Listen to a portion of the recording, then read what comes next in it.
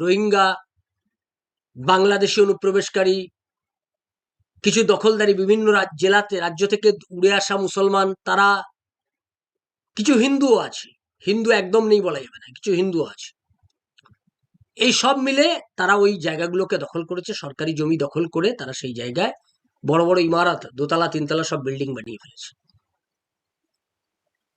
স্বভাবতই সরকার ক্ষমতায় আসার পর এই ধরনের বেআইনি সমস্ত কনস্ট্রাকশন ভেঙে দেওয়া হবে, এটি সিদ্ধান্ত, সে অনুযায়ী কাজ শুরু হয়েছে।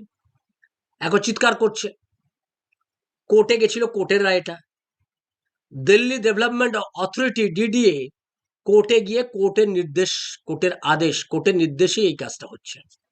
কোর্টে তারা গেছে, সমস্ত কাগজপত্র দেখিয়েছে, সরকারি কাগজপত্র দেখেছে, দেখার পর এদের ঘর বাড়ি ভেঙে দেওয়া হচ্ছে। এখন ভেঙে দেওয়ার পর কিছু লোক চেষ্টা করেছিল, এটাতে একটা রাজনৈতিক